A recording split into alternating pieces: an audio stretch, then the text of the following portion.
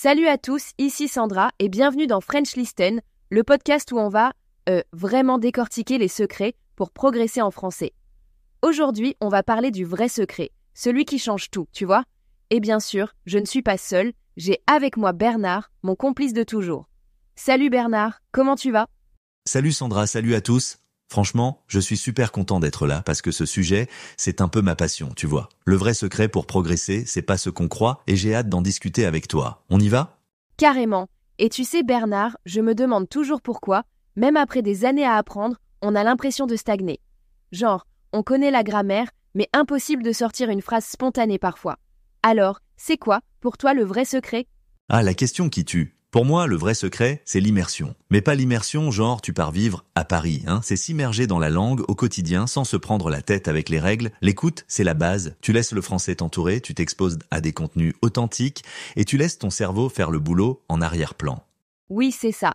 Et tu sais, j'ai remarqué que quand j'écoute des podcasts ou des vidéos, j'ai l'impression d'être dans une vraie conversation, pas juste en train d'étudier. C'est motivant parce que tu ressens la langue, tu la vis. Mais concrètement, Bernard, tu fais comment, toi, pour t'immerger ? Tu vois, chaque matin, en buvant mon café, je me mets un podcast en français. Parfois de ces français authentiques, parfois une émission de radio. L'idée, c'est d'habituer ton oreille au rythme, aux intonations, aux expressions. Même si tu comprends pas tout, c'est pas grave, c'est l'exposition qui compte. Mais alors, tu choisis quoi comme contenu ? Parce que franchement, les dialogues de manuels scolaires, c'est pas super fun. Ah non, surtout pas. Le contenu doit te plaire. Si t'aimes la cuisine, regarde des vidéos de recettes en français. Si t'aimes l'histoire, écoute des podcasts d'histoire. Le plaisir, c'est l'eau qui fait pousser ton jardin linguistique. Si tu t'ennuies, ton cerveau va tout rejeter. Il faut que ce soit vivant, que ça te parle. Oui, c'est tellement vrai. Quand je me force à écouter un truc qui m'ennuie, je retiens rien. Mais si le sujet me passionne, j'ai envie de continuer, même si je comprends pas tout. C'est comme écouter de la musique, tu te laisses te porter.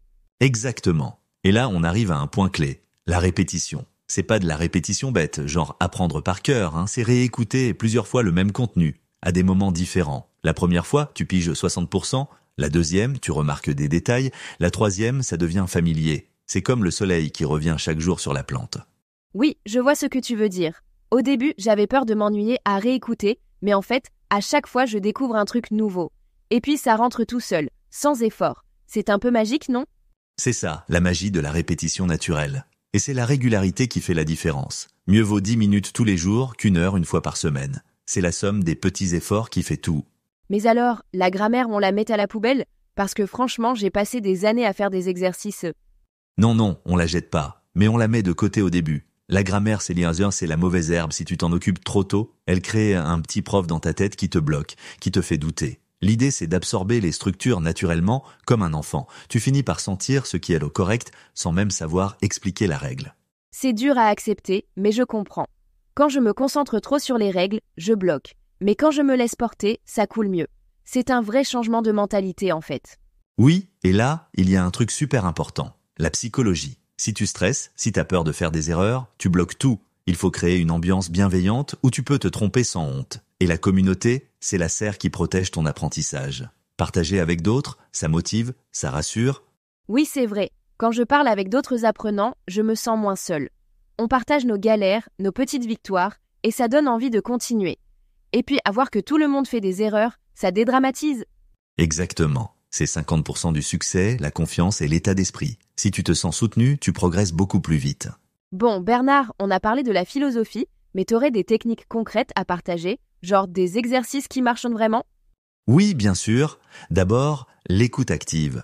Tu te fais une playlist de podcasts ou de vidéos qui te plaisent. Et tu écoutes en te concentrant sur le rythme, la prononciation. Ensuite, le shadowing. Tu répètes à voix haute ce que tu entends comme un écho. Et puis, tu peux noter les expressions qui te marquent dans un carnet. C'est simple mais super efficace. J'ai testé le shadowing, et au début, c'était galère, mais maintenant, j'ai l'impression de mieux suivre les conversations. Et puis ça booste la confiance, non ? Oui, totalement. Et tu peux aller plus loin en changeant la langue de ton téléphone, en affichant des citations en français chez toi, en regardant des films en version originale. Plus tu t'entoures de français, plus ça devient naturel. J'adore cette idée. Et tu sais, j'ai commencé à tenir un petit journal en français. Même si mes phrases me sont parfois bancales, je sens que je progresse. Et puis, relire ce que j'ai écrit, ça aide à voir les progrès. Oui, et tu peux même t'enregistrer en train de parler, puis te réécouter. C'est un peu bizarre au début, mais tu repères vite ce que tu peux améliorer. C'est comme être son propre coach. Mais parfois, on a l'impression de stagner, non? Genre, tu bosses, tu écoutes, et tu vois pas de progrès. C'est normal. Les progrès, c'est par paliers. Parfois, tu crois que rien ne bouge, et puis, d'un coup, tu comprends une conversation entière. Il faut être patient, savourer chaque petite victoire, et surtout, garder le plaisir. Si tu t'amuses, tu continues. Si c'est une corvée, tu lâches. Oui, c'est vrai. Et puis chaque erreur, c'est un pas de plus. Faut pas avoir peur de se tromper, c'est comme ça qu'on apprend. Et franchement, quand tu prends du plaisir, tu progresses sans t'en rendre compte. Alors, pour finir, on vous propose un petit défi. Pendant une semaine, oubliez la grammaire, rangez vos manuels et écoutez chaque jour au moins 15 minutes de contenu français qui vous plaît, juste pour le plaisir, sans pression. Oui, lancez-vous. Et partagez vos expériences avec nous, ça nous fait toujours plaisir de vous lire. L'important, c'est de s'amuser, d'oser et de persévérer. Le vrai secret, c'est d'intégrer le français dans votre vie, petit à petit, avec bienveillance. Merci à toi Sandra pour cette super discussion et merci à vous tous de nous avoir écoutés. On espère que nos conseils vous aideront à avancer sans stress et avec plaisir. Merci Bernard, c'était top comme toujours. On se retrouve très vite pour un nouvel épisode de French Listen avec encore plus d'astuces et de moments authentiques. Prenez soin de vous, amusez-vous et surtout, chaque petit mot compte.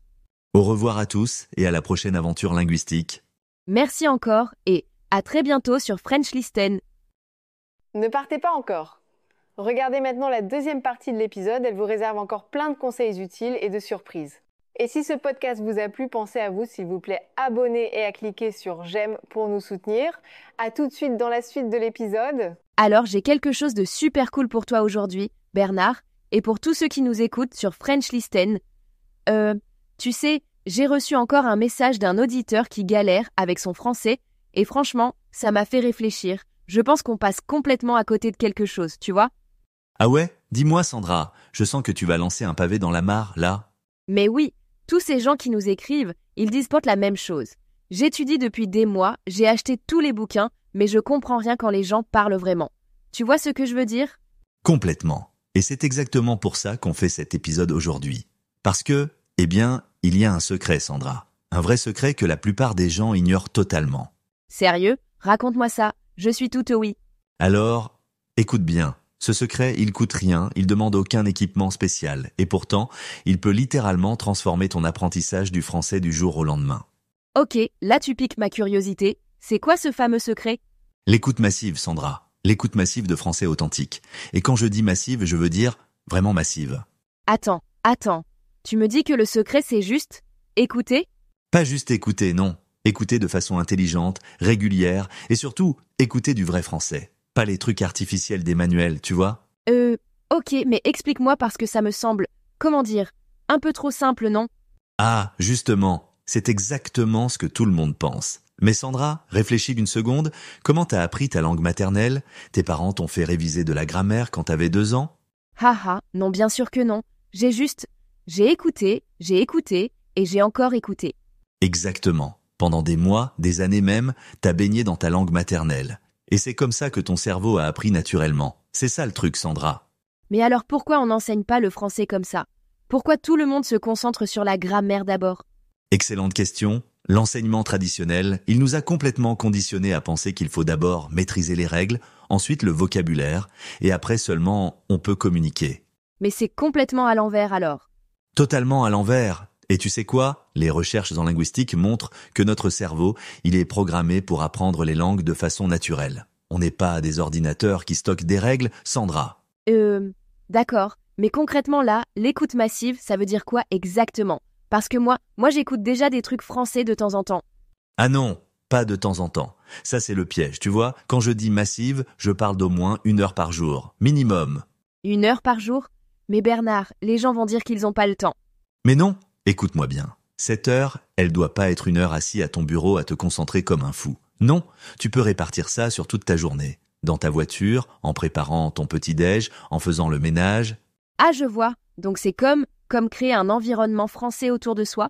Exactement, un bain linguistique. Ton cerveau, il doit s'habituer au son du français, à sa musique, à son rythme. Et pour ça, la régularité c'est plus important que l'intensité.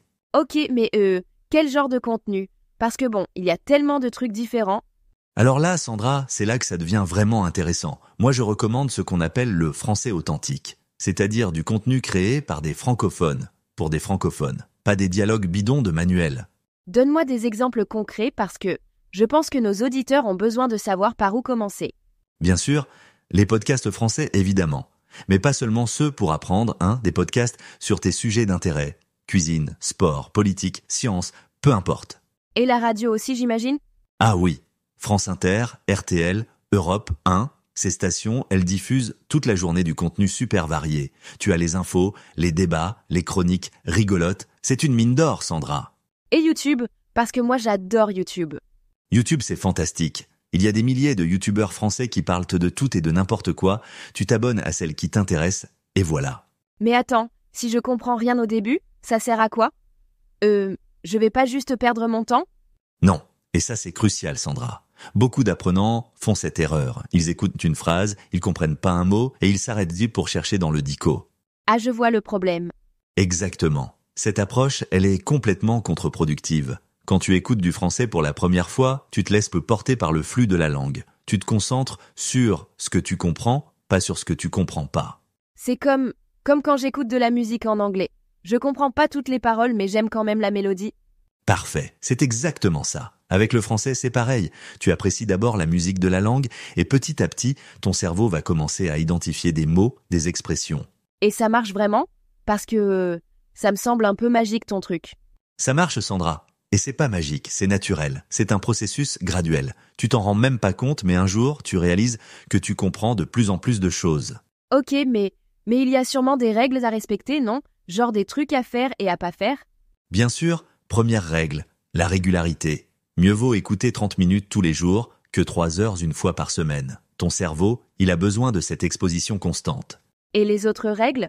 Deuxième règle, choisis du contenu qui t'intéresse vraiment. Si tu te forces à écouter des trucs chiants, tu vas pas tenir longtemps. L'apprentissage, ça doit rester un plaisir, tu vois ? Logique. Et la troisième ? Varie les contenus, n'écoute pas toujours le même type d'émission, le même animateur, expose-toi à différents accents, différents registres. Cette diversité, elle va enrichir ta compréhension. Et combien de temps avant de voir des résultats ? Parce que les gens, ils sont impatients. Ah ça c'est la 4e règle. Sois patient avec toi-même. Les résultats, ils sont pas immédiats. Il faut généralement plusieurs semaines, voire quelques mois. Mais quand ils arrivent, Sandra, ils sont spectaculaires. Plusieurs mois ? Mais les gens vont abandonner avant. Justement, et c'est là que beaucoup se plantent. Ils s'attendent à comprendre parfaitement après quelques jours, et quand c'est pas le cas, ils se découragent et ils abandonnent. Tu as des exemples de gens qui ont réussi avec cette méthode ? Oh oui! Tiens, Marie par exemple, une de nos auditrices qui nous a écrit il y a quelques semaines. Elle apprenait le français depuis 3 ans, mais elle avait l'impression de stagner complètement. Ah, et qu'est-ce qui lui arrivait ? Eh bien, elle connaissait plein de grammaire, elle avait un vocabulaire assez riche, mais elle n'arrivait pas à suivre une conversation normale avec des francophones. Ça la rendait folle. Je la comprends. Et alors ? Alors, on lui a conseillé notre méthode d'écoute massive. Au début, elle était sceptique, mais elle a essayé podcast dans la voiture, radio en cuisinant, vidéo YouTube le soir. Au bout de 6 semaines, elle nous a réécrit. Et alors ? Elle en revenait pas. Elle nous a dit « C'est incroyable, je comprends tellement mieux maintenant. Et ma prononciation s'est améliorée sans que je fasse d'efforts particuliers. » Waouh, mais comment ça se fait ? C'est exactement l'effet de l'écoute massive. En s'exposant constamment au son du français, Marie a développé ce qu'on appelle l'oreille française. Son cerveau s'est habitué à la mélodie de notre langue. Et la grammaire dans tout ça ? Parce que quand même, c'est important la grammaire, non ? Excellente question. Non, on dit pas d'abandonner complètement la grammaire. Mais il faut inverser les priorités. Au lieu de passer 80% de ton temps sur la grammaire et 20% sur l'écoute, tu fais l'inverse. Ah, donc 80% d'écoute et 20% de grammaire ? Exactement. Cette proportion, Sandra, elle va révolutionner tes progrès. Parce que quand tu écoutes massivement du français authentique, tu apprends la grammaire naturellement. Et le vocabulaire aussi, j'imagine ? Pareil, au lieu d'apprendre des listes de mots isolés, tu apprends les mots dans leur contexte, avec leurs nuances. C'est infiniment plus efficace. Et la prononciation ? Parce que c'est souvent le gros problème des apprenants. Ah, la prononciation. Beaucoup de gens, ils ont une excellente grammaire, un vocabulaire riche, mais dès qu'ils ouvrent la bouche, on entend tout de suite qu'ils sont pas francophones, parce qu'ils n'ont pas assez écouté. La prononciation, ça s'apprend par imitation. Donc avec l'écoute massive ? Avec l'écoute massive, ta prononciation va s'améliorer naturellement. Tu vas inconsciemment imiter les sons que tu entends. Comme les enfants. C'est fascinant. Mais il y a d'autres avantages ? Oh oui, il y a un autre avantage énorme. Tu développes ce qu'on appelle l'intuition linguistique. Tu commences à sentir ce qui sonne juste en français, même si tu sais pas expliquer pourquoi. Explique-moi ça. Combien de fois des francophones natifs disent « on dit pas ça comme ça sonne pas bien », sans pouvoir expliquer la règle grammaticale. C'est ça, l'intuition linguistique. Et tu peux la développer aussi, grâce à l'écoute massive. Ok, mais soyons honnêtes. Il y a sûrement des obstacles, des difficultés ? Absolument. Le premier obstacle, c'est la frustration initiale. Au début, tu vas avoir l'impression de rien comprendre. Et c'est normal. Et qu'est-ce qu'on fait dans ce cas-là ? Tu acceptes ? Imagine que tu apprends le piano. Tu t'attendrais à jouer Mozart après une semaine ? Bien sûr que non. Pour les langues, c'est pareil. Et les autres obstacles ? Le deuxième, c'est le doute. Après quelques semaines, tu vas peut-être te dire « Est-ce que je progresse vraiment ? J'ai l'impression de stagner. » Et c'est normal aussi. Les progrès en compréhension orale, ils sont pas linéaires. Ils arrivent par paliers. C'est comme remplir un verre goutte à goutte ? Exactement. Pendant longtemps, tu vois pas de changement, et puis soudain, le verre déborde. Ton cerveau fonctionne pareil avec les langues. Et le troisième obstacle ? La tentation de revenir aux méthodes traditionnelles. Quand tu vois pas de progrès immédiat avec l'écoute, tu as envie de te rabattre sur la grammaire et le vocabulaire. Il faut résister. Ok, et maintenant donne-moi des conseils pratiques. Comment on fait concrètement ? Premier conseil, crée-toi un environnement français. Change la langue de ton téléphone en français, écoute des radios françaises, regarde les infos françaises. Deuxième conseil.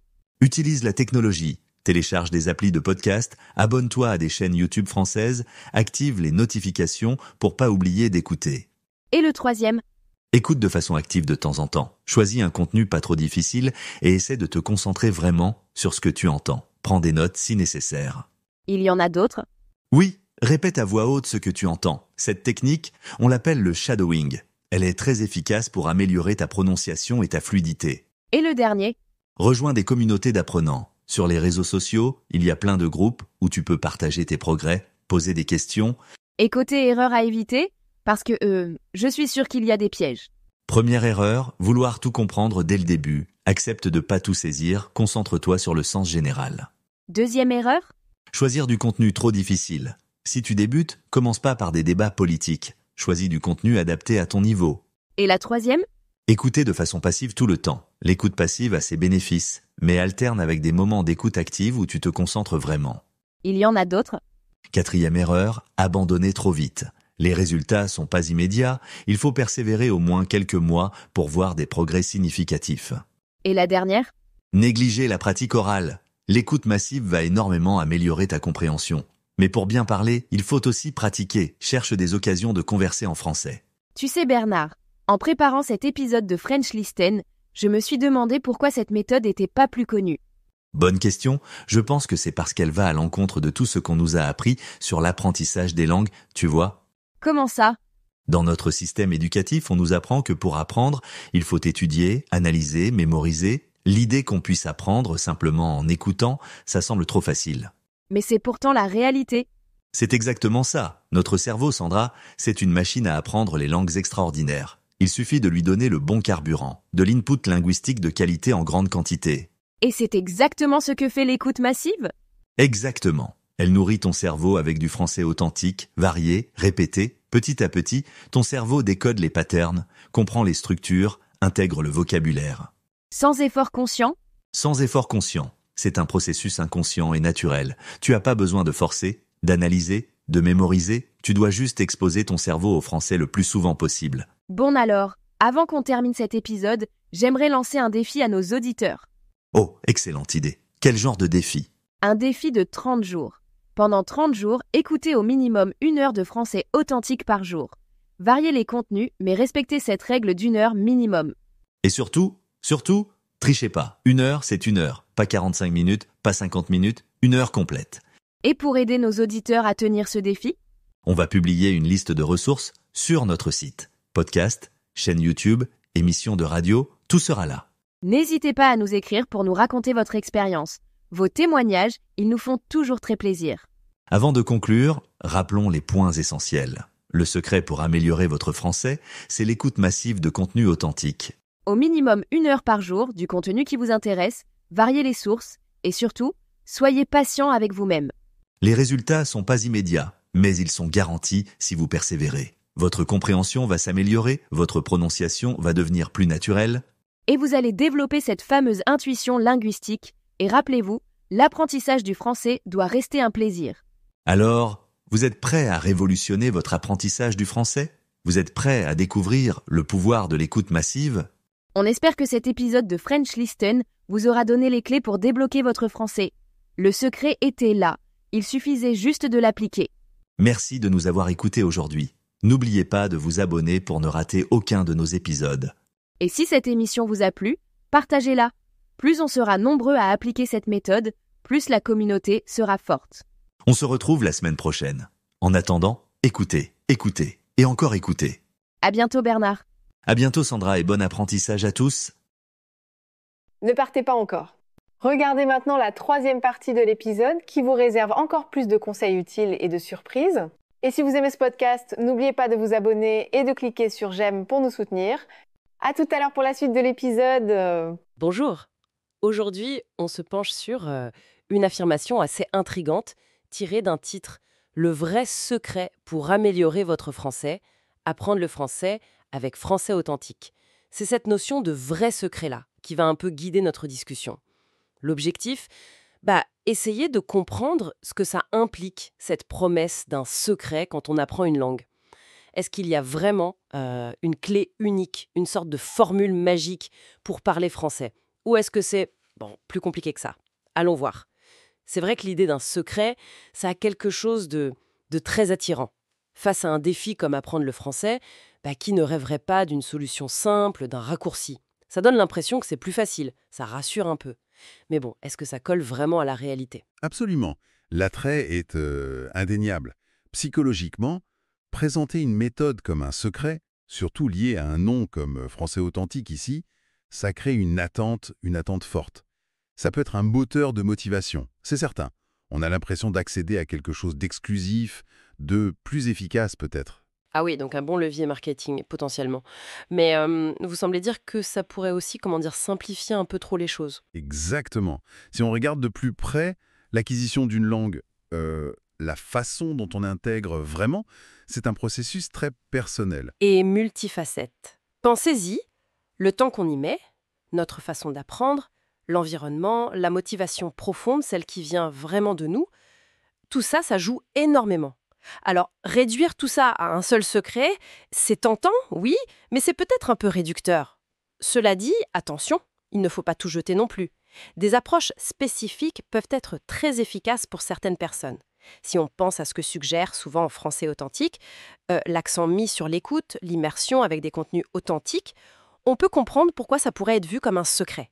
C'est différent des cours classiques, très axés grammaire par exemple. Pour quelqu'un qui a, disons, ramé avec les méthodes traditionnelles, découvrir une approche basée sur l'input compréhensible, ça peut vraiment ressembler à la découverte d'un secret. Une méthode qui clique particulièrement bien pour certains. Ou qui répond à une frustration passée. Précisément. Et ça nous amène à une autre question qui est importante. Qu'est-ce que ça veut dire, au juste, améliorer son français? Pour une personne, ce sera parler de façon fluide sans chercher ses mots. Pour une autre, comprendre un film sans sous-titres. Pour une troisième, écrire sans faire de fautes. Le secret pour être à l'aise à l'oral, ce n'est probablement pas le même que pour maîtriser, l'accord du participe passé. Oui, c'est clair. Ça dépend vraiment de l'objectif final. Alors, si on essaye de résumer un peu tout ça, le point de départ, ce titre accrocheur, met en avant cette idée de secret, possiblement liée à une approche spécifique. Notre discussion montre que si l'idée est séduisante et peut refléter l'efficacité d'une méthode pour certains, elle simplifie quand même une réalité beaucoup plus nuancée. Tout à fait. Et ça ouvre une piste de réflexion, peut-être pour conclure. Plutôt que de chercher sans fin le secret universel valable pour tous, l'enjeu ne serait-il pas de devenir une sorte d'enquêteur de son propre apprentissage? Tester des choses, observer ce qui marche pour soi, l'écoute intensive, la pratique orale régulière, l'étude ciblée, ou un mélange unique et ajusté au fur et à mesure. Finalement, n'est-ce pas cette démarche très personnelle, cette combinaison de techniques adaptées à ses besoins, à ses objectifs, qui constitue le véritable secret, le secret individuel, quoi. Quelle alchimie chacun peut-il trouver pour débloquer son propre potentiel en français?